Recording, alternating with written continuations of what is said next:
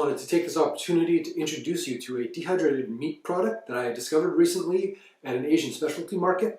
It's sometimes called Rousong. It's also called meat floss, and it's basically a shredded meat product. In this case, we're looking at shredded dried pork.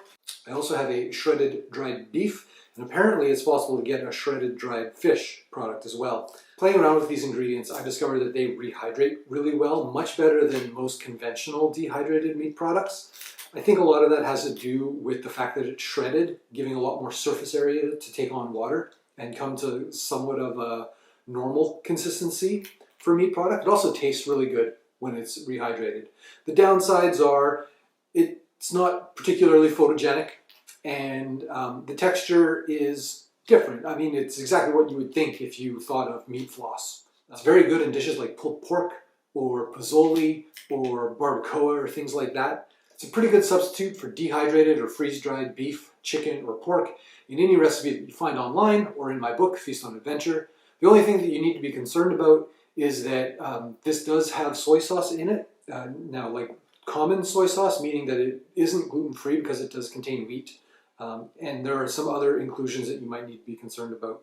For example, may contain fish or sesame.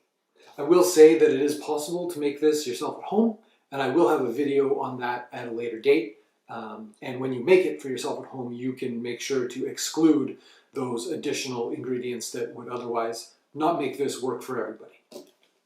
Thanks. Hey, thanks for watching. Please feel free to subscribe to my channel if you'd like to learn more about just add water cooking. Apparently there's some bell you can click if you want to be notified when I post something new. I've never clicked it, but go ahead if that's your thing. To find out where I source some of the more unusual ingredients in my recipes, go to my website, feastonadventure.com.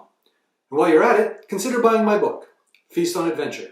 It has over 40 recipes designed for camping, hiking, skiing, climbing, or anywhere that refrigeration is an issue.